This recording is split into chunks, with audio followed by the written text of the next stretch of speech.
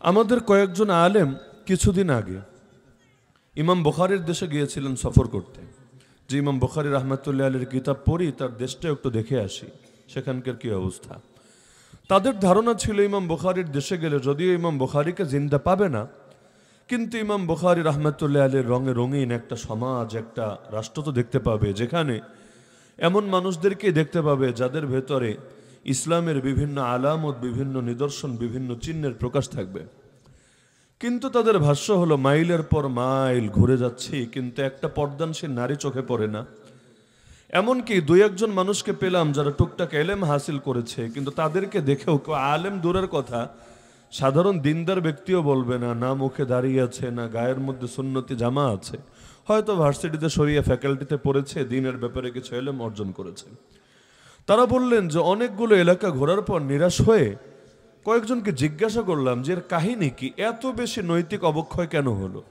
একসময় যেখানে ইমাম বুখারী রাহমাতুল্লাহর মতো ব্যক্তি ছিলেন, সেই জায়গার অবস্থা এমন খারাপ কেন হবে? কোনো না কোনো একটা কারণ তো আছে।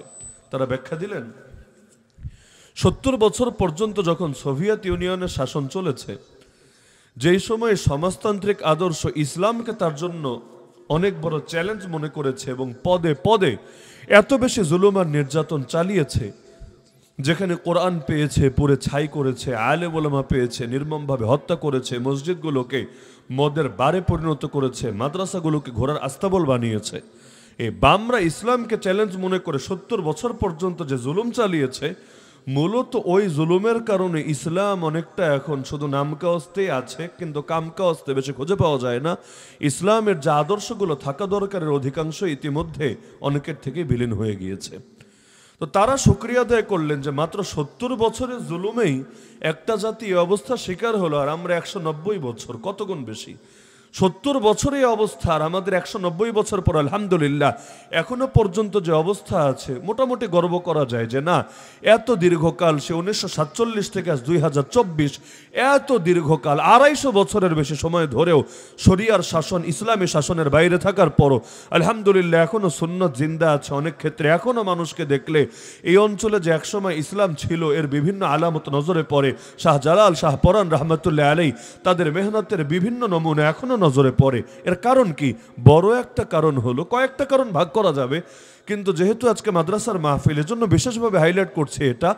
বড় একটা কারণ হলো আলহামদুলিল্লাহ এই সমস্ত দ্বীনি মাদ্রাসাগুলোর অবদানে। যদিও বাহ্যিকভাবে এগুলোর খুব অবদান খুব বেশি মানুষের নজরে পড়ে না। মাঝে মাঝে নাস্তিক বেঈমানরা টিটকারি মারে যে এত মাদ্রাসার দরকার কি, একেবারে ওরা উপমা দেয় যে ব্যাঙের ছাতার মতো মাদ্রাসা গজিয়েছে, এত মাদ্রাসার দরকার কি। কিন্তু আমি তো মনে করি যে মুসলমানের প্রতিটা ঘর এক একটা মাদ্রাসায় পরিণত হওয়া দরকার। মুসলমানের বাচ্চা আগে ঈমান শিখবে, তারপর দুনিয়ার যা শেখার পরে শিখবে। ডাক্তার হলে হোক, ইঞ্জিনিয়ার হলে হোক, কৃষিবিদ হলে হোক, কিন্তু আগে তো ঈমানদার হতে হবে। ঈমানে যদি না শিখতে পারে, দুনিয়ার এত শিক্ষা দিয়ে হবেটা কি? আবু জাহাল অর্থ হলো মহামূর্খ, অথচ ইসলাম আসার আগে তাকে কেউ আবু জাহাল বলে নাই কোনোদিনও। তাকে সবাই বলতো আবুল হাকাম, মহাজ্ঞানী। এক সময় যাকে বলা হতো মহাজ্ঞানী, ইসলাম আসার পর তাকে বলা হলো মহামূর্খ। কারণটা কি? কারণটা এখানেই, যেই জ্ঞান দিয়ে আল্লাহ চেনা যায় না, রাসূল চেনা যায় না, হক বাতিল আলাদা করা যায় না, ইসলাম সেটাকে কোনো জ্ঞানই মনে করে না। এরকম জ্ঞান দিয়ে হবে কি? যেই জ্ঞান আপনার কবরে গেলে আপনার মুক্তির কারণ হতে পারবে না, যেই জ্ঞানের বরকতে আপনার কবরে আলো জ্বলবে না, যেই জ্ঞান কিয়ামতের দিন মিজান নেকের পাল্লা ভারী করাতে পারবে না, যেই জ্ঞান মুনকার নাকিরের প্রশ্ন হোক আর হাসরের ময়দান রব্বুল আলামিনের প্রশ্ন হোক, এর জবাব দেওয়াতে আপনার সক্ষম হবে না, ওই জ্ঞান দিয়ে হবে কি? দুনিয়ার কয়দিন ভালো থাকলে কি আসে যায়, আর কষ্টে থাকলে কি আসে যায়? আল্লাহ নবী যদি ক্ষুধার জ্বালায় পেটে পাথর বাঁধতে পারে, আমরা বাদলেই বা কি সমস্যা? দুনিয়া অভাবে থাকলেও কেটে যাবে, দুনিয়া খেয়ে থাকলেও কেটে যাবে, দুনিয়া একসময় শেষ হবে। দুনিয়া পেলেই কি আর না পেলেই কি, উভয় অবস্থায় আলহামদুলিল্লাহ। কেন? কারণ এই দুনিয়া তো কোনো জীবনই না, আসল জীবন তো আসবে সামনে, যেই জীবনের শুরু আছে কোনো শেষ নাই।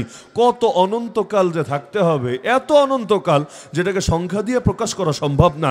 কারণ যেই সংখ্যাই বলি তার একটা শেষ আছে, কিন্তু এমন এক জীবন আসতে যাচ্ছে যার কোনো শেষ নাই।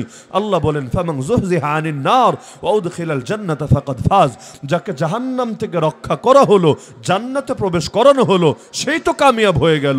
ওয়ামাল হায়াতুদ দুনিয়া ইল্লা মাতাউল গুরুর, দুনিয়ার জীবন ধোকার বস্তু, ধোকার আসবাব ছাড়া কিচ্ছু না, পুরোটাই ধোকা। ওই বাচ্চারা যেমন বিকালবেলা খেলে, খেলাধুলার মধ্যে বাড়ি বানায়, গাড়ি বানায়, এই মাটির টুকরা দিয়ে, কাঠের টুকরা দিয়ে, বালু দিয়ে বাড়ি বানায়, গাড়ি বানায়, সংসার সাজায়, কত কিছু করে। সন্ধ্যাবেলা নিজে লাথি মেরে, পাড়া মেরে সবগুলোকে মাটির সাথে মিশিয়ে আবার বাড়িতে চলে আসে। কেন? এটা খেলা, এটা জাস্ট একটা ধোকা। সেও বোঝে এই বাড়ি বাড়ি না, এই গাড়ি গাড়ি না, এই সংসার সংসার না, ওইটা যেমন কিছু না আখিরাতের তুলনায়, এই দুনিয়াটাও কিছু না। ওমা হাদিহিল হায়াতুদ দুনিয়া ইল্লা লাহু ওয়া লাইব, আল্লাহ বলেন এই দুনিয়া হলো জাস্ট খেলতামাশার নাম। ওয়া ইন্না দারাল আখিরাত লাহিয়াল হায়াওয়ান, আসল বাড়ি তো হলো আখিরাতের বাড়ি, আসল জীবন তো আখিরাতের জীবন। আর দুনিয়া দারু মাল্লা দার লাহু, দুনিয়া তার বাড়ি যার আসল বাড়ি নাই। ও মালু মাল্লা মাল লাহু, দুনিয়া তার মাল যার আসল মাল নাই। ওয়ালাহা ইয়াজমাউ মাল্লা আকলা লাহু, শুধু দুনিয়ার জন্য জমা করে তারা যাদের আকল বুদ্ধি বলতে কিছু নাই।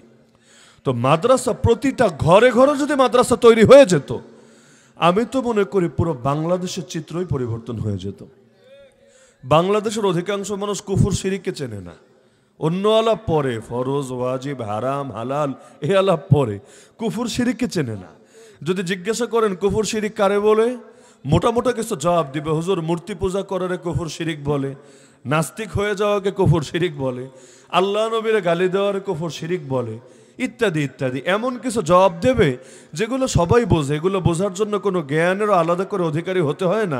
মুসলিম সমাজে যারা থাকে এগুলো এমনি বোঝে। কিন্তু এমন এমন শিরিক বাংলাদেশে রন্ধে রন্ধে ছড়িয়ে গেছে, এই শিরিক যদি কারো ভেতরে থাকে সে যে বেঈমান হয়ে মরবে এই খবরই তো নেই অধিকাংশ বাঙালির। যেমন সকল ক্ষমতার মালিক জনগণ, আমাদের মহান কুফরি সংবিধানে লেখা আছে। মহান সংবিধান ওরা বলে, মাঝখানে কুফরিটা লাগাই দিলাম আর কি। মহান কুফরি সংবিধানে লেখা আছে সকল ক্ষমতার মালিক জনগণ। একটা বাক্য যদি কেউ দিল দিয়ে বিশ্বাস করে আর ঈমান থাকবে। কেন? সকল ক্ষমতার মালিককে বলবেন যে সকল ক্ষমতার মালিক জনগণকে বললে কি সমস্যা? সমস্যা হলো এখানে যেখানে আল্লাহর বিধান হবে একটা, জনগণের বিধান হবে আর একটা।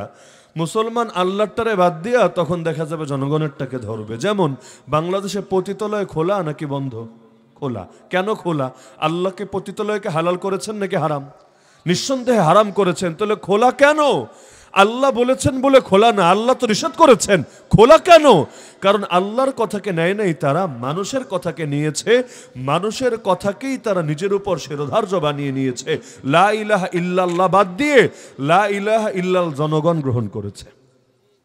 এজন্য সকল ক্ষমতার মালিক জনগণরে মানলে পতিতালয় খোলা রাখা যায়, মদের বারের লাইসেন্স দেওয়া যায়, গান বাজনা করা যায়, অশ্লীলতা বেহায়াপনা বেলল্লাপনা ছড়ায় দেওয়া যায়, এমনকি কাদিয়ানীদের পর্যন্ত কাফের ঘোষণা করতে পর্যন্ত বাধে। এইটাও করতে পারে না, ওদেরকে পর্যন্ত মুসলমান বলে বেড়াতে হয়। এই এত এত শয়তানের মূল শিকড়ই এখানে। ক্ষমতার মালিক আল্লাহরে বাদ দিয়ে জনগণকে বানিয়েছে। তাও জনগণকে বানিয়েছে এটা শুনে খুশি হওয়ার কিছু নাই। জনগণ তা আমিও, জনগণ তা আপনিও, ক্ষমতার মালিক মনে আমরা না। এই জনগণ সেই জনগণ না। এই জনগণ হলো ওই যে কয়েকজন যারা ক্ষমতায় থাকে এবং কেউ দিল্লির পা চাটতে পারে, কেউ ওয়াশিংটনের পা চাটতে পারে, ওই জনগণই জনগণ। বাকিরা কিচ্ছু না, বাকিরা কচুরিপনা, বাকিরা ভাড়াটিয়া, বাকিদের মতের কোনো দাম নাই। এখন সবাই মিলে যদি চায় কাদিয়ানীদের অমুসলিম ঘোষণা করা হোক, কাফের কাফের কাদিয়ানি কাফের, কোনো লাভ নাই। ওই জনগণের মত নিয়ে কাদিয়ানীদের অমুসলিম ঘোষণা করবে না। ওরা কয়জন চাইবে কাদিয়ানীরা মুসলিম পরিচয় নিয়ে চলুক, ব্যাস সেটাই চূড়ান্ত হবে। জনগণ চাইবে পতিতালয় তালা লাগুক। কোন জনগণ চায় পতিতালয় খোলা থাকুক? এটা কেউ পছন্দ করে না। গুটি কয়েক হাউন আঙ্কেল টাইপের লোক থাকলে থাকতে পারে, যারা এগুলোরে পছন্দ করে, এর বাইরে কেউ পছন্দ করে না। তারপরও বন্ধ করে না কোন যুক্তিতে?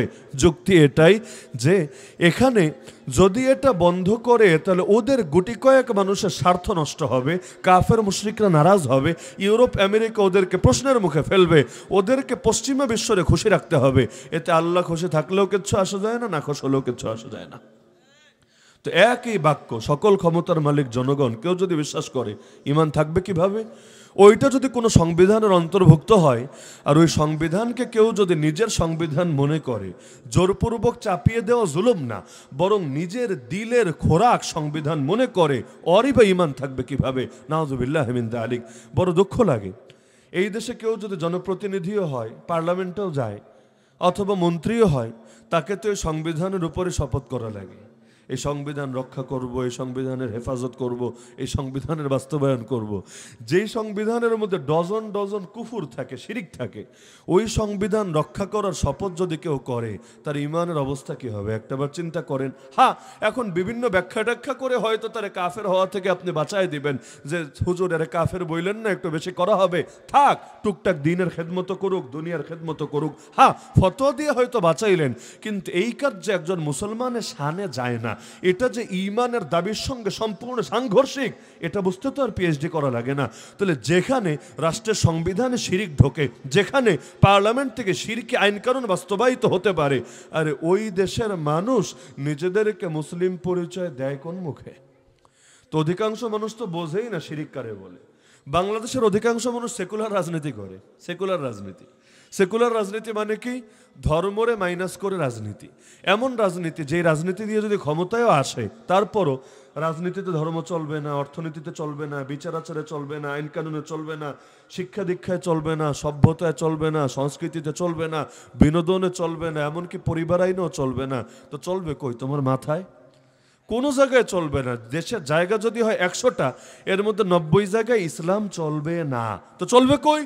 বলবে হুজুর চলবে খালি মসজিদে, মাদ্রাসায়, মাহফিলে, খানকায়, এর বাইরে কোথাও চলবে না। আচ্ছা, মাহফিলে স্বাধীনভাবে চলবে না? মাহফিলও স্বাধীনভাবে চলবে না। আপনারা কি বলবেন সেটা মনিটরিং করা হবে। আমরা যেভাবে ডিরেকশন দিব এভাবে বলতে হবে, এভাবে করতে হবে, না হলে আপনাদেরকেও স্বাধীনভাবে কথা বলতে দেওয়া হবে না, ধরে ধরে নিয়ে কাশিমপুরে ভরে রাখা হবে। যতজন আলেম আমাদের সময় জেলে গিয়েছে 2021 সালে গণগ্রেফতারিতে, বের হওয়ার সময় সবাইকে বাধ্যতামূলকভাবে শর্ত দিয়ে দিয়েছে যে আপনারা গিয়ে সরকার বিরোধী কোনো কথা বলতে পারবেন না। আমি জিজ্ঞাসা করেছিলাম যে বাক্যটা একটু ক্লিয়ার করেন, সরকার বিরোধী না রাষ্ট্রবিরোধী? কেন? কারণ সরকার ভিন্ন জিনিস, রাষ্ট্র ভিন্ন জিনিস। রাষ্ট্র তো অপরিবর্তনশীল, পরিবর্তন হয় না, কিন্তু সরকার আজ আছে তো কাল নাই, আজকে একজন আছে তো কাল আর একজন আছে। আর সরকার বিরোধিতা মানেই গণতন্ত্র। গণতন্ত্র দিয়ে যদি দেশ চালান দাবি করেন, গণতন্ত্র মানেই হলো সরকারের সবাই পা চাটবে না, বরং তো সরকারের দাবির বিরোধিতা করবে, তার বিরুদ্ধে মিছিল করবে, মিটিং করবে, সভা করবে, সমাবেশ করবে, হরতাল ডাকবে, ধর্মঘট ডাকবে, প্রয়োজনে দেশের অচল করে ছাড়বে, তার বিরুদ্ধে দুর্বার আন্দোলন তোলে। এইটাই গণতন্ত্রের মূল কথা। তাহলে সরকার বিরোধী না রাষ্ট্রবিরোধী আগে ক্লিয়ার করেন।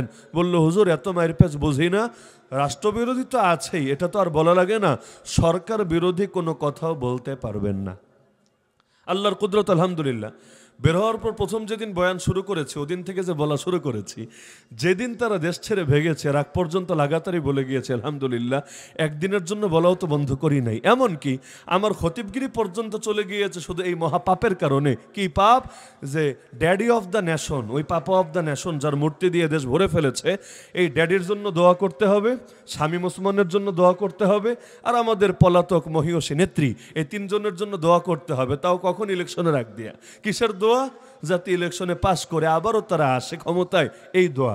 আমি স্পষ্ট বললাম, 1 নম্বর কথা তো মসজিদের ভেতরে রাজনৈতিক দোয়া আমি করতে পারবো না। আজকে এই দলের জন্য করব, কালকে যদি আরেক দল এসে স্লিপ দেয় তখন তাদের জন্য করতে বলবেন? নিশ্চয়ই বলবেন না, তখন আপনাদের স্বার্থে লাগবে। তো এখন এক দলের জন্য কইরা আরেক দলের জন্য না করার মানেটা কি? ইমাম তো কোনো দলের অ্যাসেট না, কোনো দলের সম্পত্তি না। ইমাম সবার নেতা, সবার প্রতিনিধি, সবার ইমাম। তো তিনি করলে সবার জন্য করবেন। তাহলে এই অনুমোদন পাশ করেন যে আজকে আপনার জন্য দোয়া হলে আগামীকাল অমুক দলের জন্য দোয়া হবে, তমুক দলের জন্য দোয়া হবে। এতে আপনার স্বার্থে আঘাত লাগলেও কিচ্ছু করার নাই। প্রয়োজনে আপনার জন্য 1 কেজি দোয়া হলে এর জন্য 2 কেজি দোয়া হবে, কিচ্ছু করার নাই। হয়তো এই অনুমোদন বাস্তবায়ন করতে হবে, নতুবা আপনাদের পক্ষেও দোয়া করা ছাড়তে হবে। কমিটির একজন বলল যে হুজুর এটা করলে হয় না, এখন যারা ক্ষমতায় আছে ওদের জন্য করলেন, আগামীতে যদি অন্যরা ক্ষমতায় আসে ওদের জন্য করলেন। আমি বললাম এটা তো সম্ভব না। তাহলে ইমাম তো ক্ষমতাধরদের চামচা হয়ে যাবে, ক্ষমতাধরদের চামচা, এবং তার কাজ হবে ক্ষমতাধরের পক্ষেই শুধুমাত্র রোল প্লে করা, আর বাকিদের ব্যাপারে কোনো আন্তরিকতা না দেখানো। এমন যদি হয়, মসজিদের নাম পাল্টে নাম লাগান আওয়ামী লীগ জামে মসজিদ, তাহলে আর ঝামেলা নাই। মানুষ বুঝবে যে এই মসজিদের মধ্যে শুধু এই দলের জন্যই দোয়া হয়, ব্যাস ঝামেলা খতম হয়ে গেল। না হলে তো ধোকাবাজি হবে এটা, কারণ কখন কে ক্ষমতায় আসবে না আসবে। অথবা এটা বাদই দিলাম, ইসলামী দল তো স্বতন্ত্রভাবে কোনোদিন ক্ষমতায় আসেই নাই, তাহলে সবাই দোয়া পাইল, অন্তত ইসলামী দলগুলো তো দোয়া পাবে না। তাহলে ইসলামী হুজুর হইয়া ইসলামী দলের জন্য যদি দোয়া করতে না পারে, তাহলে ওই ইসলামগিরি করার দরকারটা আর কি থাকে? লজ্জার বিষয়। আর 2 নম্বর ব্যাপার হলো, তাদের জন্য কিভাবে দোয়া করতে পারি যারা আমাদের হাতে হাত করা লাগিয়েছে। আমাদের কেউ কেউ এখনো কারাগারে বন্দী আছে, তখনও মামুনুল হক সাহেব বন্দী, যে আমাদের কেউ কেউ এখনো কারাগারে বন্দী আছে, আজও পর্যন্ত এরা ক্ষমা চায় নাই, পা ধরে হোক আর হাত ধরে হোক, আজও পর্যন্ত একটা সরি বলে নেই, ক্ষমাও চায় নেই, মামলা থেকে অব্যাহতি দেয় নাই, কোর্টে দৌড়াতে দৌড়াতে যত ক্ষয়স হয়ে যাচ্ছে, এদের জন্য আবার দোয়া করতে হবে, তাও নির্বাচনে পাস করার দোয়া। উল্টাটা হলে একটা ব্যাপার স্যাপার ছিল যে হুজুর এমন এক দোয়া কইরা দেন যাতে করে ভরাডুবি হয়, তাহলে নয়তো একটা ব্যাপার ছিল। কিন্তু এদের পক্ষে যদি দোয়া করতে বলা হয়, তাহলে এর চাইতে বড় হাস্যকর ব্যাপার কি হতে পারে? একদিকে মাইরও দিবেন আর একদিকে দোয়াও নিবেন। দোয়া তো জোর করে আদায় হয় না, দোয়া তো মহব্বতের সাথে আদায় করতে হয়। পরবর্তীতে এমন খেপলো, জুমার পরে মসজিদতে এমন গরমের গরম, পুরো বাসা পর্যন্ত আমার ঘেরাও রাখলো 1 সপ্তাহ, পুরো বাসা। অবশেষে সেই এলাকায় আর থাকতে পারিনি, এলাকা ছাড়তে হয়েছে।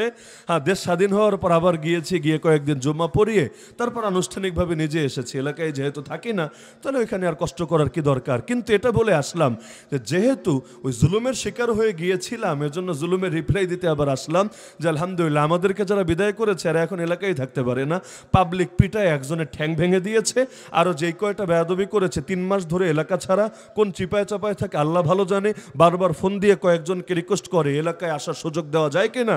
তাদের এক কথা, খতিব সাহেব যদি মাফ করে আমরা মাফ করব, এর আগে মাফ করা সম্ভব না।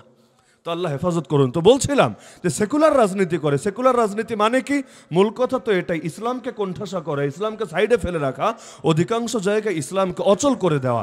বাংলাদেশে ইসলাম কায়েমের পথে সবচাইতে বড় বাধার নাম সেকুলারিজম। সবচাইতে বড় বাধার নাম ভারতীয় আধিপত্যবাদ না, সবচাইতে বড় বাধার নাম নাস্তিকতা না, সবচাইতে বড় বাধার নাম আমেরিকার মোরলগিরি না, সবচাইতে বড় বাধার নাম এই দেশের অধিকাংশ মানুষ রাজনৈতিকভাবে ইসলাম চায় না। এই কথা যদি আপনার গায়ে লাগে তবু আপনার মানতে হবে, বাস্তবতা এটাই। এই দেশের অধিকাংশ মানুষ রাষ্ট্রীয়ভাবে ইসলাম প্রতিষ্ঠিত হোক চায় না। কেন চায় না? এর ব্যাখ্যা কেউই সুন্দরভাবে দিতে পারবে না, তাদের কাছেও সুনির্দিষ্ট ব্যাখ্যা নাই, কিন্তু চায় না, এটাই হলো বাস্তবতা। তো যেই দেশের জনগণ ইসলাম চায় না, ওই দেশে ইসলাম আসবে কিভাবে? আজরাইল এসে, জিবরিল এসে কে জোর করে পিটায় পিটায় ইসলাম কায়েম করে দিবে? ইন্নাল্লাহা লা ইউগাইয়িরু মা বিকওমিন হাত্তা ইউগাইয়িরু মা বিআনফুসিহিম। আল্লাহ কোনো জাতির অবস্থা ততদিন পরিবর্তন করেন না যতদিন না নিজেরা নিজেদের অবস্থা পরিবর্তন করে। সূচনা করতে হয় বান্দাকে, সমাপ্ত করেন আল্লাহ নিজে। হাদিসে কুদসিতে আছে, বান্দা তুই আমার দিকে যদি 1 বিঘত অগ্রসর হোস, আমি তোর দিকে 1 হাত অগ্রসর হব। তুই যদি আমার দিকে 1 হাত অগ্রসর হোস, আমি তোর দিকে 2 হাত অগ্রসর হব।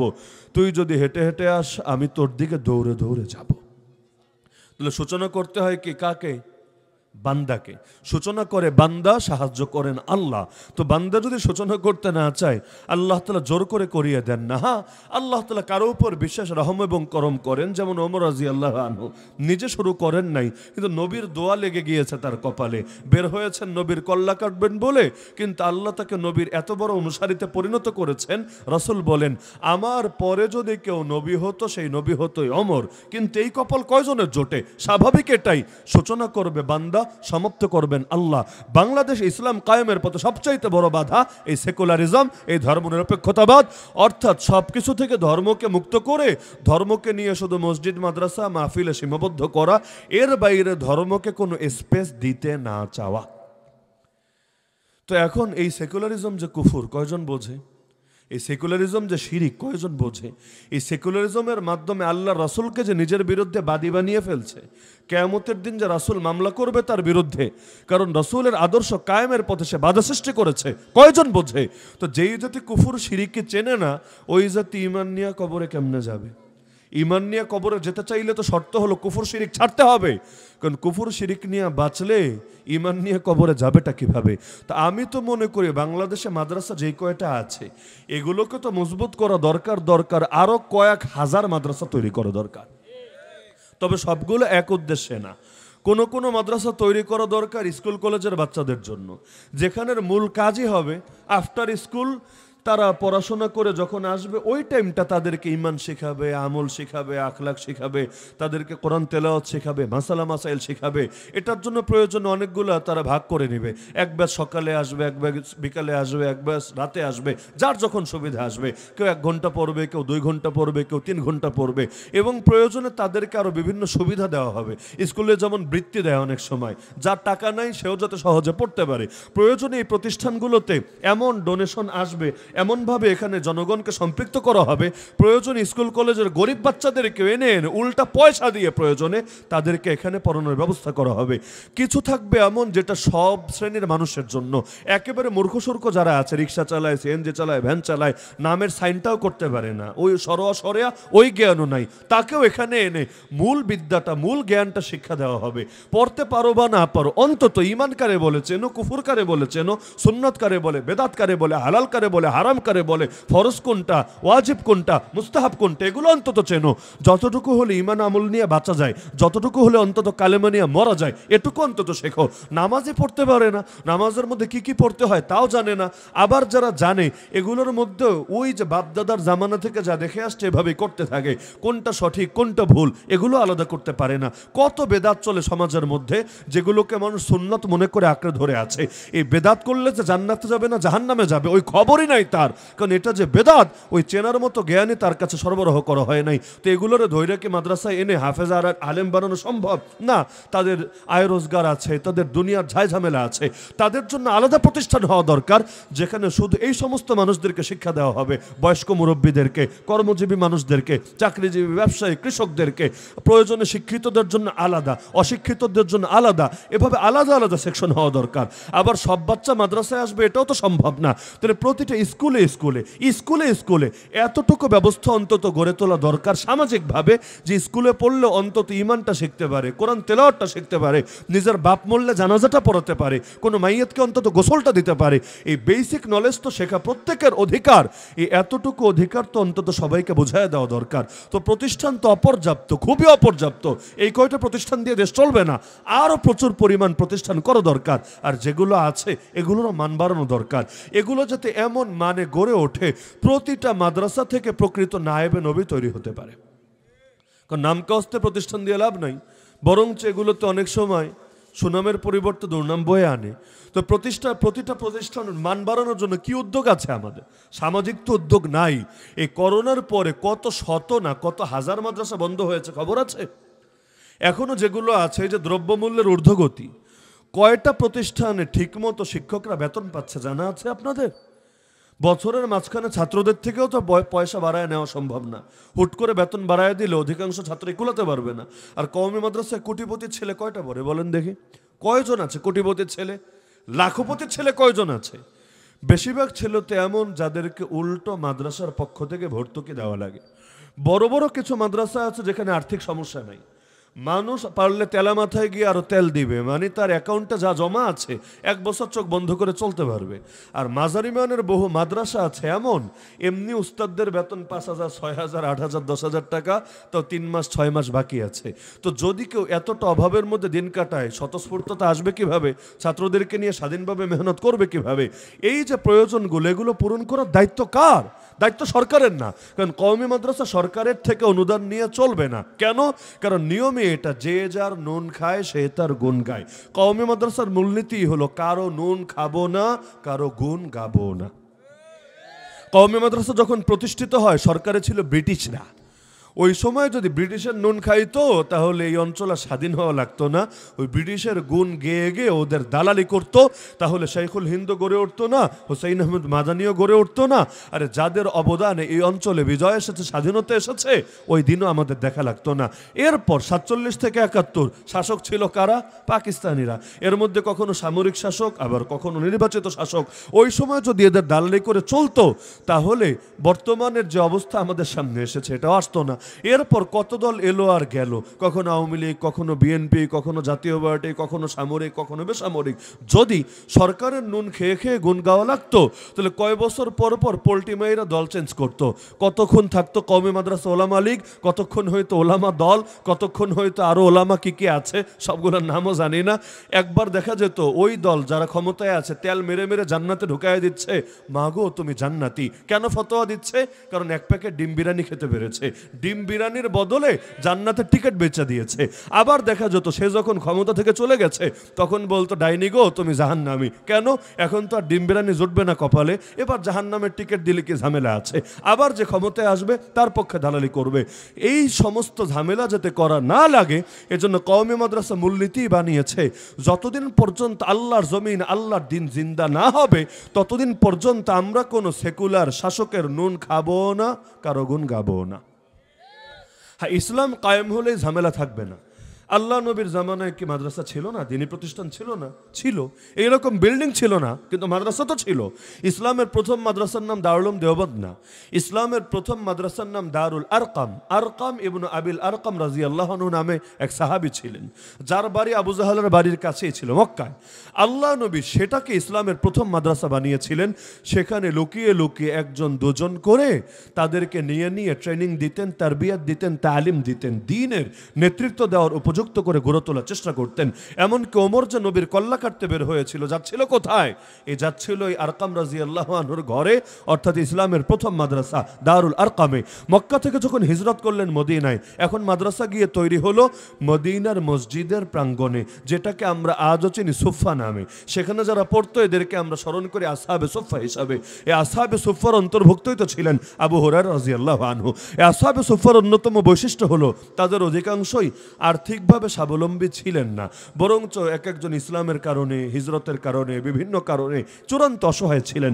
তারা দিন কাটিয়ে দিতেন সেখানে এলেম শেখার পেছনে, এলেম সংকলনের পেছনে, আর তাদের ফিকির করতেন সকলে মিলে। আল্লাহ রসুলের কাছেও যখন বিভিন্ন সম্পদ আসতো, হাদিয়া হিসাবে আসুক অথবা গরিবদের জন্য যাকাত সদকা হিসাবে আসুক, আল্লাহ রসুল আসহাবে সুফাদেরকে দিতেন। ওই বিভিন্ন হাদিসে শুনবেন এক পেয়ালা দুধ এসেছে ভাগ করে দিয়েছেন, সামান্য হাদিয়া এসেছে তাদেরকেও খেতে দিয়েছেন। এভাবেই তাদেরকে ফিকির করা হতো। অর্থাৎ আজকে কওমি মাদ্রাসায় যা হয় ওই সময়ও তা হতো। আজকের কওমি মাদ্রাসার বাংলাদেশের সব কওমি মাদ্রাসা যদি মিলান, অধিকাংশ বাচ্চার অবস্থায় দেখবেন আর্থিকভাবে তারা স্বাবলম্বী না, ফ্যামিলি তাদেরকে সাপোর্ট দিতে পারে না। সরকার তো কত এনজিওকে পুরস্কার দেয়, কতজনকে সামাজিক অবদানের কারণে তাদেরকে বিভিন্নভাবে মূল্যায়িত করে। এমনকি ইন্ডিয়ায় পর্যন্ত ইসকনের পক্ষে প্রচুর পরিমাণ প্রচারণা যে ইদানিং চালানো হচ্ছে, বড় একটা যুক্তি দেখানো হচ্ছে ইসকন হলো সামাজিক সেবামূলক সংগঠন। এরা স্কুল বানায়, এরা বিভিন্ন অভাবী মানুষের পাশে দাঁড়ায়, বন্যায় বিভিন্ন দুর্যোগে এরা আর্তমানবতা সেবা করে। যদিও কত দূর করে সবার জানা আছে। আর এই হুজুররা যেই পরিমাণ সেবা গত 3-4 বছরে করেছে, ইসকন পুরো স্বাধীনতার পর থেকে আজ পর্যন্ত আর ধারে কাছে করেছে এমন প্রমাণ আমার মনে হয় না কেউ দিতে পারবে। যাই হোক, কিন্তু ওই ক্যারেক্টার দেখিয়ে ইন্ডিয়ার জনগণকে ফুঁসায় দেওয়া হচ্ছে যে এই রকম একটা ভালো মানুষের দল, ভালো মানুষের সংগঠন, ওইটার উপর সরকার এখন চড়াও হয়েছে, তাদের নেতাকে নিয়ে জেলে ঢুকিয়েছে। অথচ যেইটারে জেলে ঢুকাইছে ওইটাও ইসকনের নেতা না, ইসকন থেকে বহিষ্কৃত, কিক আউট করে বের করে দিয়েছে। তো বাংলাদেশের ইসকন না, একেবারে ওদের হেড অফিসে আমেরিকা থেকে ওদের শিশু বিষয়ক যে শাখা আছে ওখান থেকে বিবৃতি দিয়ে তাকে বহিষ্কার করেছে। কেন? তার বিরুদ্ধে অভিযোগ দাঁড় করানো হয়েছে সে নাকি মন্দিরের ভেতরে শিশুদের সাথে কি জানি করে, মন্দিরের ভেতরে শিশুদের সাথে কি করে, এই কারণে তার দল ইসকন থেকেই বহিষ্কার করে দিয়েছে। এই রকম ক্যারেক্টারের লোকের পেছনে আজও পাগলরা ছোটে। আমি বলি ভাই, তোমরা ভাই আর দাদারা, তোমরা একটু গরুর মুত কম খাও, না হলে ব্রেনের অবস্থা এমনই হবে। এই রকম ক্যারেক্টারের লোক যারা তার দলে বের করে দিতে বাধ্য হয় যে শিশুদের সাথে কি কি করে, এই রকম মানুষের জোতার বাড়ি দিলে না ঠিক ছিল, এই রকম মানুষের পেছনে আবার ভক্ত হয়ে ছোটে কিভাবে, আবার তার হেফাজতের জন্য কুপায়া মানুষ মাইরা ফেলে। এতটা জঘন্য, এতটা বর্বর, এতটা উগ্র, এতটা নৃশংস লোকে হয় কিভাবে? আল্লাহ হেফাজত করুন। এদের ব্রেনের চিকিৎসা করা দরকার। পাবনায় সিট খালি নাই, না হলে এদের জন্য প্রচুর পরিমাণ সিট বরাদ্দ করে এদের উন্নত চিকিৎসার ব্যবস্থা করা গেলে আসলে ঝামেলা মুক্ত হতো। হতো, কারণ মাথায় যদি পাগল হয় কি করবেন বলেন। কিন্তু ষড়যন্ত্র করে বাংলাদেশের বিপক্ষে থাকবে এক দেশে, দালালি করবে আর এক দেশের পক্ষে, এর চাইতে বড় ফাইজলামের বিষয় কি হয়? এগুলোরই তো রাজাকার বলে। রাজাকার মানেটা কি? রাজাকার মানে তো এগুলাই। এখন যতই ব্যাখ্যা দাঁড় করক না, ভারত তো আমাদের বন্ধু, বন্ধুর পাশে থাকতে হয়। হ্যাঁ, ভারত তো আমাদের বন্ধু, ভালো কথা, কিন্তু এত ভালো বন্ধুই যদি হয় 1947-এ ব্রেকআপ করলা কেন?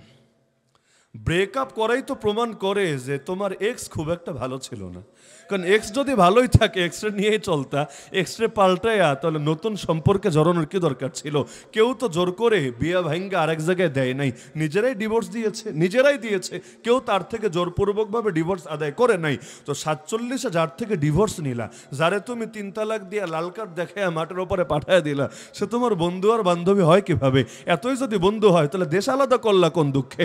এমনকি মজার বিষয় হলো, সীমান্তে তাহলে আলাদা পাহারাদার রাখার কি দরকার আছে? এদেরকে তো মাথায় তুলে নাচা দরকার ছিল। কারণ বন্ধুর সাথে বন্ধুর মিলনে মাঝখানে বাধা রাখা তো ঠিক না, বাধাহীনভাবেই তো ব্যাপারটা হতে দেওয়া দরকার। তো এখন দেখা যাচ্ছে এই বিভিন্ন ক্ষেত্রে এই তিক্ত বাস্তবতাগুলো সামনে আসছে। তো কুফর আর শিরিক, এই এতটুকু বেসিক নলেজ যদি সরবরাহ করতে না পারেন, মানুষ ঈমান নিয়ে কবরে যাবে এটা কিভাবে? তো এজন্য আমি তো মনে করি মাদ্রাসা ব্যাপক থেকে ব্যাপকতর হওয়া দরকার, এবং যতদিন পর্যন্ত ইসলাম বিজয়ী না হবে এগুলো যে কোনো ধরনের সরকারের প্রভাব থেকে মুক্তই থাকা দরকার। ওই সুফা থেকে শুরু করে আজও পর্যন্ত একই ধারায় চলছে, আলহামদুলিল্লাহ, চলতে থাকবে কিয়ামত পর্যন্ত ইনশাআল্লাহ। কারণ রিজিকের মালিক আল্লাহ, কোনো সরকার রিজিকের মালিক না। আল্লাহ কপালে যা লিখে রেখেছে তা খাবে। কপালে ডাইল লেখা থাকলে ডাইল খাবে, গোস্ত লেখা থাকলে গোস্ত খাবে। কপালে যা আছে তাই তো খাবে। এর চাইতে বেশিও খাওয়া সম্ভব না, এর চাইতে কমও খাওয়া সম্ভব না। তো প্রতিটা মাদ্রাসা দ্বীনের দুর্গ আমরা মনে করি নাকি করি না? অবশ্যই করি। এজন্য যেই কয়টা মাদ্রাসা আছে সবগুলোর মানকেও বাড়ানো দরকার। একইভাবে নিত্য নতুন প্রচুর পরিমাণ প্রতিষ্ঠান গড়ে ওঠা দরকার। আর প্রতিটা স্কুল কলেজের মধ্যেও ইসলামী শিক্ষার একটা পর্যায়কে রাষ্ট্রীয়ভাবে হলে হোক না হলে না হোক, অন্তত সামাজিকভাবে বাধ্যতামূলক করা দরকার, যাতে করে জ্ঞানের আওতার বাইরে কেউ না থাকে। কারণ জ্ঞান শেখা সকলের জন্য ফরজে আইন বানিয়ে দেওয়া হয়েছে। এখানে যারা আছেন বিভিন্ন সেক্টরের লোক, প্রত্যেকে নিজেকে জিজ্ঞাসা করবেন, ইসলাম তো জ্ঞানকে ফরজে আইন করেছে। ফরজে আইন বুঝেন তো? যদি এটা আপনার ভেতরে না থাকে তাহলে কবিরা গুনাহ হবে আপনার।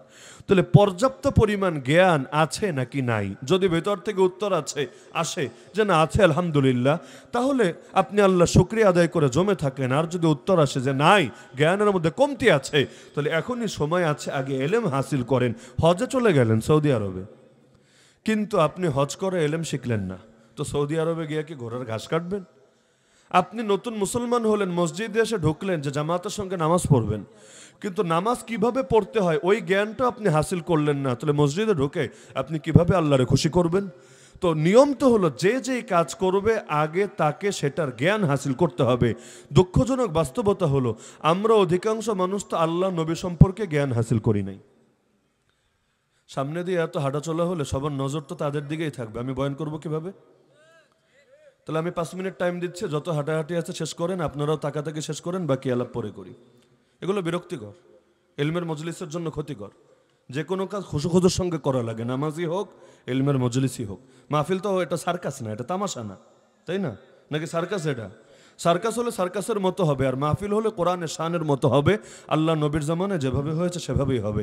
আল্লাহর হস্তে মাহফিলের প্রাণ নষ্ট করবেন না। এটা শুধু এখানের ব্যাপারে বলছি না, বাংলাদেশের অধিকাংশ মাহফিলের রুহানিয়াত নষ্ট হয়ে যাচ্ছে আমাদের বিভিন্ন আধুনিক ব্যাপার স্যাপারের কারণে। কিন্তু মাহফিলের প্রাণ রক্ষা করা জরুরি। প্রয়োজনে মাহফিল না হোক সমস্যা নেই, কিন্তু মাহফিল হলে হবে নবীজির শান অনুসারে, নিত্য নতুন সার্কাস অনুসারে না। আল্লাহ হেফাজত করুন। কষ্ট পেলেন নাকি?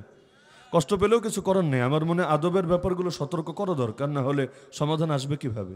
সামনে এভাবে চলতে থাকবে। বিভিন্ন ব্যাপার বিরক্তিকর। আমরা কোথাও গেলে অনেক ছেলে পেলে এসে রিকোয়েস্ট করে, হুজুর একটা সেলফি তুলি। আমি তো চিন্তা করে পাই না এই কথাটা বলে কিভাবে। ঠিক আছে, আবেগের জায়গা থেকে বলে কোনো আপত্তি নেই, কিন্তু আবেগ আবেগের জায়গায়, বাস্তবতা বাস্তবতার জায়গায় এতটুকু শরীয়তের ব্যাপারে আদব তো প্রত্যেকের ভেতরে থাকা দরকার।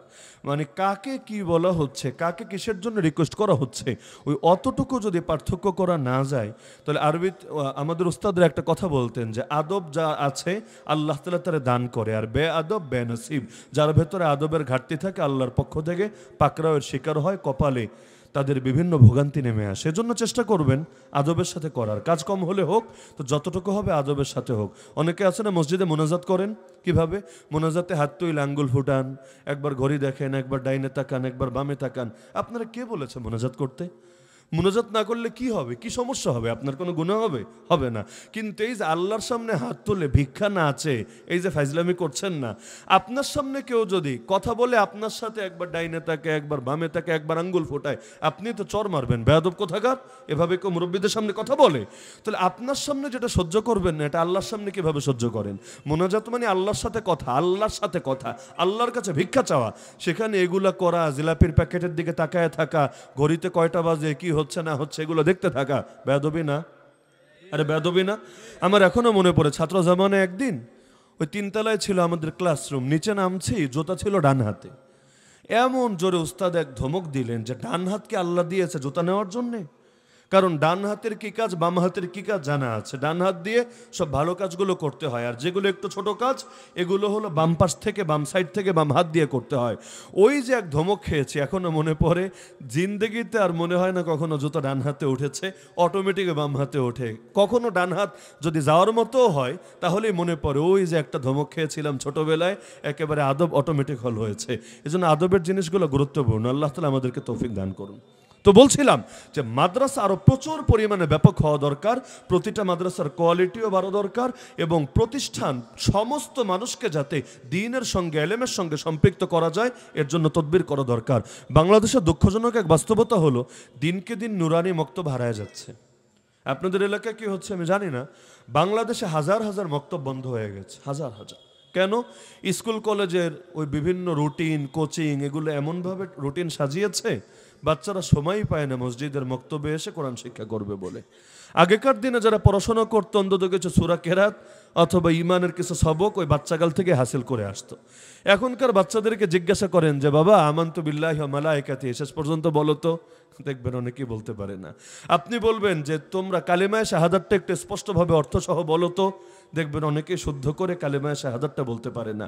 জানাজার নামাজটা কিভাবে পড়ে এটাও জানে না। ওক্তিয়া নামাজ তো আছেই, জানাজার নামাজ অন্তত বাপমা মরলে যাতে ঠিকভাবে পড়তে পারে, ওই জানাজার নামাজ কিভাবে পড়তে হয় এটাও জানে না।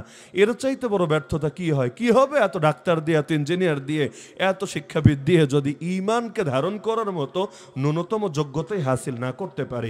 এই অবুঝ বাচ্চাগুলোই তো বড় হয়ে নাস্তিক বেঈমান হওয়ার আশঙ্কা আছে, এরাই তো বড় হয়ে সেকুলারে পরিণত হওয়ার আশঙ্কা আছে, এরাই তো বড় হয়ে ইসলাম আর মুসলিম উম্মার দুশ্মনে পরিণত হওয়ারও ভয় আছে।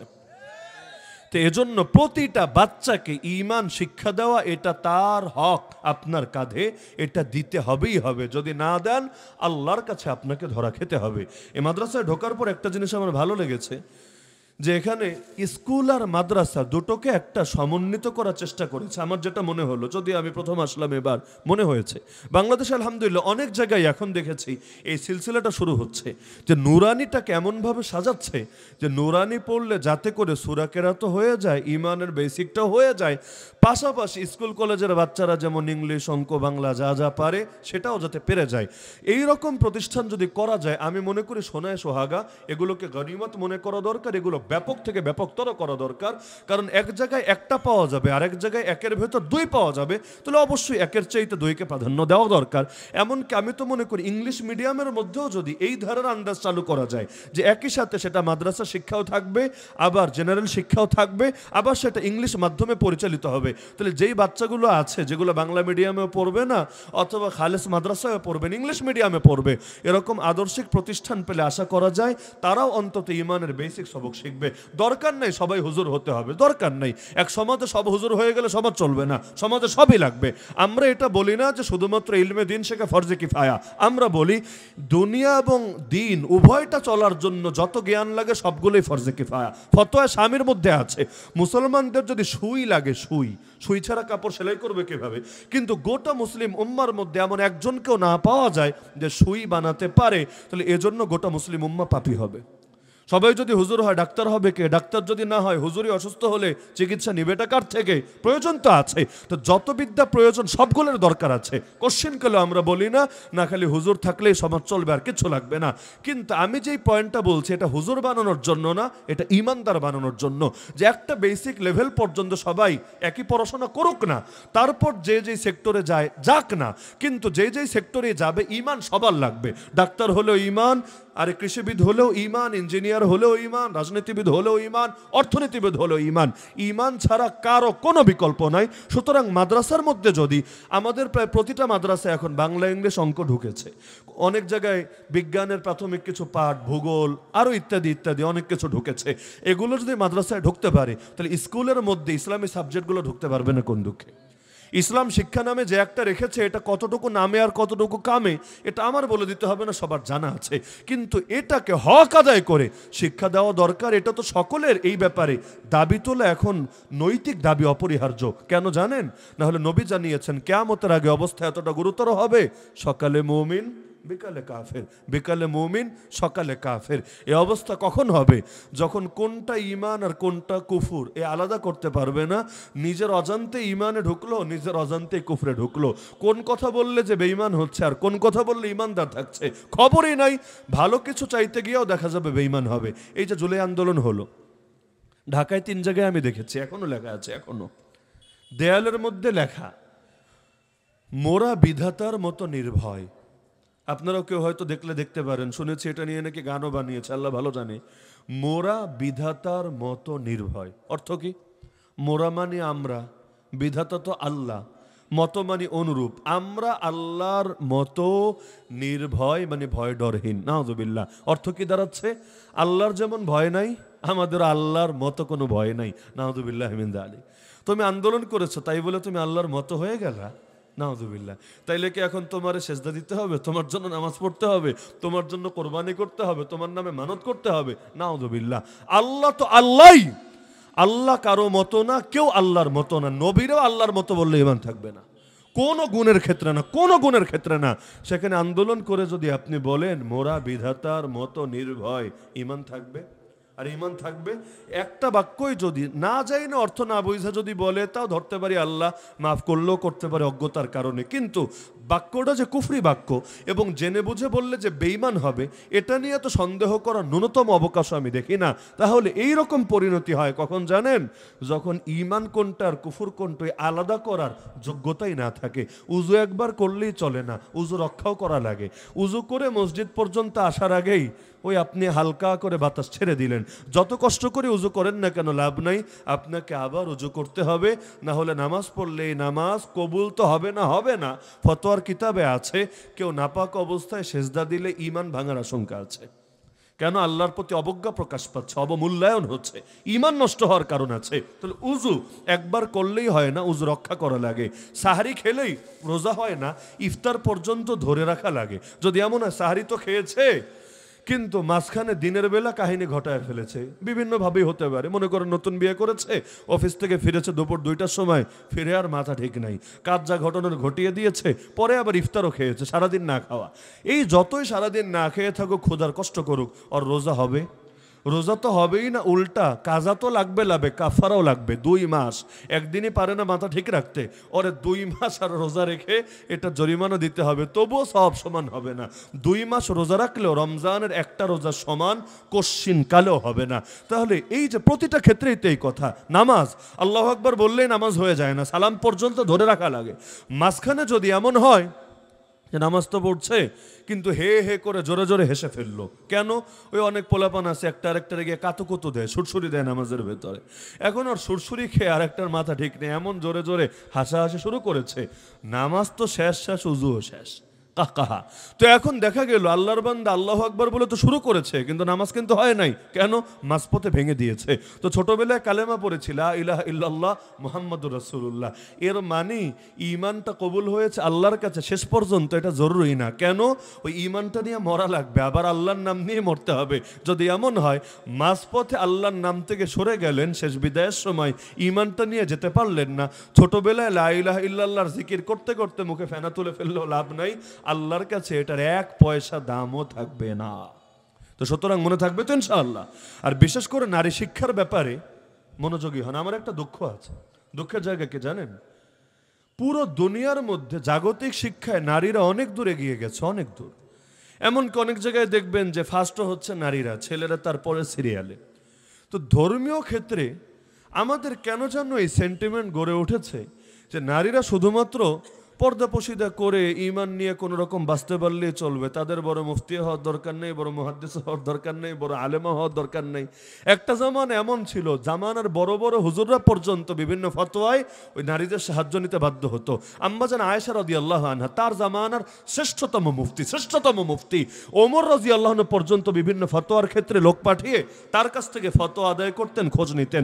আরও বিভিন্ন ইমাম জালালউদ্দিন সুয়ুতি বলেন, আরও বড় বড় ইমাম, তাদের উস্তাদদের তালিকা দেখলে দেখবেন এর মধ্যে নারীর নামও আছে। উস্তাদ মানে তার কাছে রীতিমতো গিয়ে সবক শিখেছে তা না, কিন্তু বিভিন্ন হাদিসের ক্ষেত্রে, বিভিন্ন মাসালার ক্ষেত্রে দেখা যায় আটকে গিয়েছে, কোথাও সমাধান নাই।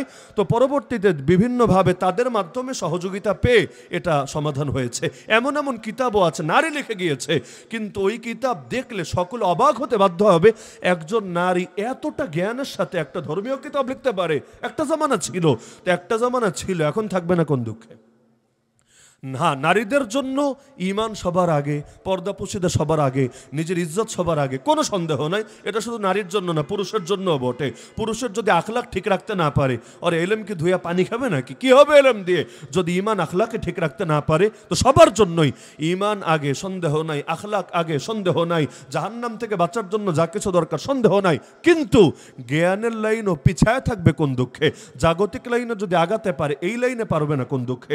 এখনো বাংলাদেশের অধিকাংশ মানুষের ধারণা হলো মেয়েরা হাফেজ হলেই চলবে, বিশাল ব্যাপার।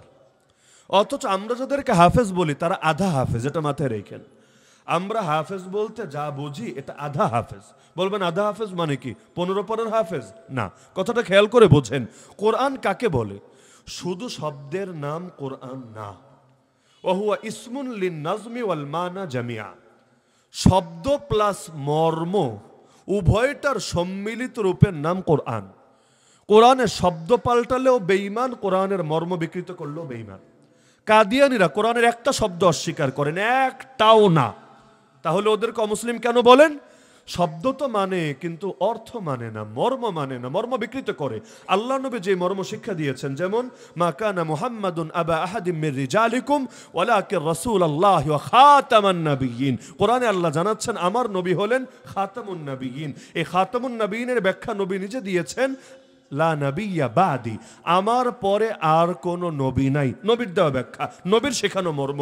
কিন্তু কাদিয়ানীরা বলে খাতামুন নবিয়্যিন মানে সর্বশেষ নবী না, খাতামুন নবিয়্যিন মানে নবীদের সিলমোহর, স্পেশাল নবী, ভিআইপি নবী, তিনি উন্নত নবী, ঠিক আছে, কিন্তু সর্বশেষ নবী না। তাহলে দেখা গেল শব্দ ঠিকই মানছে, খাতামুন নবিয়্যিন শব্দ মানছে, কিন্তু আল্লাহ নবীর শিক্ষা দেওয়া মর্ম মানছে না।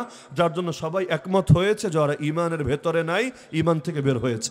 হিজবুত তাওহীদ একটা দল আছে বাংলাদেশে, কোরআনে যেখানে পর্দার কথা আছে ওই আয়াত ওরা জিন্দেগিতে অস্বীকার করে না। ওই বুকের পাঠা নাই যে কোরআনের আয়াতকে অস্বীকার করবে, কিন্তু মর্ম চেঞ্জ করে দিয়েছে।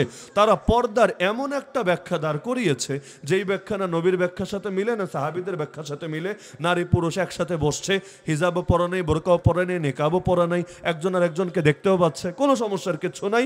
এরপরও এদের কাছে নারীরা পর্দানসীন বটে। এই যে অদ্ভুত এক কিম্ভূত কিমাকার মর্ম বের করেছে, উম্মত একমত যে এভাবে যদি কোরআনের মর্মকে কেউ বিকৃত করে তার ঈমানও শেষ হবে। কেন? কারণ আল্লাহ শব্দ দিয়েছেন, আল্লাহই মর্ম দিয়েছেন। কোরআনের মর্ম কেউ নিজের থেকে বানায় নাই, নবীও না, বরঞ্চ কোরআন দিয়েছেন যিনি, কোরআনের মর্ম শিখিয়েছেন তিনি। সুম্মা ইন্না আলাইনা বায়ানা, সূরা কিয়ামার মধ্যে জানিয়েছেন 29 নম্বর পারায়। তাহলে কোরআন যেহেতু উভয়টা সম্মিলিত রূপের নাম, যে শব্দ শিখলো সে একটা অংশ শিখলো, আর যে অর্থ ব্যাখ্যা মর্ম শিখলো সে পুরোটা শিখলো। তাহলে আমরা যাদেরকে হাফেজ বলি এরা কি অর্থ জানে? আমরা যাদেরকে হাফেজ বলি এরা কি মর্ম জানে? সে কি পড়ে যাচ্ছে এটা কি ব্যাখ্যা করে দিতে পারবে আমাকে? কি ধারণা পারবে? পারবে না। এমনকি সূরা ফাতিহাটাই তো পারবে না। ইহদিনাস সিরাতাল মুস্তাকিম সিরাতাল্লাযীনা আন'আমতা আলাইহিম গায়রিল মাগদুবি আলাইহিম ওয়ালাদ-দাল্লিন। সিরাতে মুস্তাকিম কাকে বলে ক্লিয়ার করো। আল মাগযুব আলাইহিম গজবগ্রস্ত জাতি কারা, এর দ্বারা কারা কারা উদ্দেশ্য, কোন কোন বৈশিষ্ট্য থাকলে কাউকে গজবগ্রস্ত বলা যায় ব্যাখ্যা করো। আদ-দাল্লিন বিপদগামী পথভ্রষ্ট, এই পথভ্রষ্ট মানে কি ক্লিয়ার করো। ইয়াকা না'বুদু ওয়া ইয়াকা নাস্তাঈন, ইবাদত করি তোমার, সাহায্য চাই তোমার কাছে। তাহলে সাহায্য চাই তোমার কাছে মানে কি? আমরা কি ডাক্তারের কাছে সাহায্য চাই না? আমরা কি রাজনীতিবিদদের কাছে সাহায্য চাই না? আমরা কি মুচিরেও গিয়ে বলি না যে তোমার সাহায্যে আমার জুতাটা ঠিক করে দাও? অথবা কত ক্ষেত্রেই তো সাহায্য শব্দ ব্যবহার করি। তাহলে কোন সাহায্য আল্লাহর কাছে শুধু, আর কোন সাহায্য বান্দার কাছেও চাওয়া যায়? পার্থক্য কি ব্যাখ্যা করেন। আলহামদুলিল্লাহ রাব্বিল আলামিন, রব কাকে বলে? রব কোন কোন গুণ থাকলে তাকে রব বলা যায়? কে আল্লাহর রব মানে আর কে আল্লাহকে বাদ দিয়ে অন্য কাউকে রব মানে? যেমন কোরআনে আছে খ্রিস্টানরা নবী ঈসাকে রব বানিয়ে ফেলেছে, মানে কি? তারা তো আল্লাহর অস্বীকার করে নাই, তাহলে তাকে রব বানিয়েছে মানেটা কি? তার উদ্দেশ্যে সেজদা দেয় না, তার উদ্দেশ্যে পূজা দেয়। এই যে বিস্তৃত ব্যাখ্যাগুলো, এগুলো যতক্ষণ না বুঝবে ততক্ষণ পুরো কোরআনের ধারক বাহক হয় নাই, আংশিক হয়েছে, অর্ধেক হয়েছে। তা আপনি ভাবছেন মেয়ে আমার হাফেজ হয়েছে, ব্যাস সব কাম খতম, এবার জেনারেল লাইন একটু পরে বিয়ে দিয়ে দাও, ব্যাস তার জিন্দগির সব কাজ খতম। অথচ সে শুধু শব্দই শিখেছে। এরপর বিয়ের পর বলে হায় রে, এ তো মাসালা বোঝে না, এ তো এটা করে না, এ তো ওটা করে না। তো ভাই আধা হাফেজ হলে তো পরিণতি এমনই হবে। তারা শব্দ শিক্ষা দিয়েছে, মর্মটা শিক্ষা দাও না। বরঞ্চ আমি তো মনে করি শব্দ শিক্ষার চাইতেও মর্ম শিক্ষার গুরুত্ব বেশি। কেন জানেন? কোরআনের হাফেজ না হলে কেউ জাহান্নামে যাবে না। কি আপনাদের ধারণা কোরআনের হাফেজ না হলে কেউ জাহান্নামে যাবে? যদি বলেন যাবে, আপনাদের অধিকাংশরে জাহান্নামে যেতে হবে। কিন্তু এটা কেউ বলবে না যে কোরআনের হাফেজ হওয়া ফরজে আইন, না, এটা কেউ বলবে না। কিন্তু কোরআনের মর্ম যদি কেউ না মানে, কোরআনের হালালকে হারাম মনে করে, হারামকে হালাল মনে করে, জাহান্নামে যাবেই যাবে। রাসূল হাদিসে বলেন মা আমানা বিল কোরআনি মান ইস্তাহাল্লা মাহারিমাহু, যে ব্যক্তি কোরআনের হারামকে হালাল মনে করবে, কোরআনের উপর তার ঈমানই আসে নাই, ঈমানই গড়ে ওঠে নাই। তাহলে কোরআনের মূল শিক্ষা সবার পাওয়া দরকার না কি দরকার না?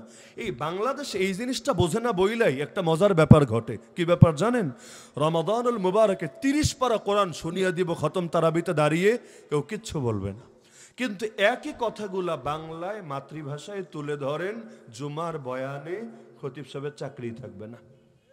আরবিতে 30 পারা শোনালে কোনো ঝামেলা নাই। তো বাংলায় বলতে দেরি, জেলে যেতে দেরি না, চাকরি হারাতে দেরি না, হুমকি ধমকি খেতে দেরি না। তার মানে বোঝা যাচ্ছে কিছু শব্দের উপরে বিশ্বাস আছে, তো শব্দের শিক্ষা মানতে রাজি না। আমাদের হুজুররা যদি সারা জীবন আরবি খুতবার মতো আরবি বয়ান দিত, ঝামেলা হতো না। দিল্লি শাহে জামে মসজিদে গিয়েও দেখেছি অবস্থা। একেবারে সেই 10:30টার সময় গিয়ে বসেছে যে আজকে একটু বয়ান শুনবো, আগে আগে সামনে বসে বসে দীর্ঘ সময় বসে থেকে পরে দেখি ইমাম সাহেব এসে ডাইরেক্ট খুতবা শুরু করে দিয়েছে। কাহিনী কি? কাহিনী হলো যদি এখন হিন্দিতে বয়ান দেয়, কোন কথায় নরেন্দ্র মোদিজি কষ্ট পাবে, কোন কথায় অমিত শাহর কলেজে আগুন লাগবে, তো বয়ানেরও দরকার নেই, কষ্টেরও দরকার নেই। আরবিতে বললে আর ভেজাল নাই, এজন্য এসে আরবিতে, তাও আবার নিজে বানায় বললে আবার কি রকেট বোমা ছোড়ে না ছোড়ে ঝামেলা আছে। এজন্য লিখিত আছে, লিখিত ফরম্যাট, এসে এটা পাঠ করবে, পাঠ করে খুতবা শেষ, নামাজ পড়িয়ে দেবে। বাংলাদেশে আপনি বাংলা কথায়, বাংলা বয়ানে যেই কথাগুলো বললে চাকরি যাবে, এর চাইতে ডেঞ্জারাস কথা আরবি খুতবায় বলেন, চাকরি তো যাবেই না, প্রমোশন হবে। বলবে আমাদের সে একটা হুজুর আছে, খুতবার বই দেখা লাগে না, অনর্গল সাবলীলভাবে আরবি বলতে পারে। যদি জিজ্ঞাসা করে কি বলেছে বল দেখি, বলবে আরবিতে যেহেতু বলেছে ভালোই তো বলেছে। হতে পারে আরবি তো 14 গোষ্ঠী উদ্ধার করে ছেড়েছে, কিন্তু বাংলায় বললে চাকরি শেষ, আর আরবিতে বললে বাহ বাহ মাশাআল্লাহ। এই হলো আমাদের অবস্থা। তো সুতরাং কোরআনের আরবি পাঠ নিলে যথেষ্ট না, বরঞ্চ কোরআনের শিক্ষাও নিতে হবে। প্রতিটা নারীকে অন্তত এতটুকু জ্ঞান সরবরাহের ব্যবস্থা করেন যাতে করে তার সন্তান তার কোল থেকেই ঈমানের সবক নিয়ে বড় হতে পারে। পারবেন তো ইনশাআল্লাহ? প্রতিটা ঘরকে মাদ্রাসায় পরিণত করেন, প্রতিটা ঘরে ঘরে তালিম চালু করেন, নারীদেরকে নিয়ে একসাথে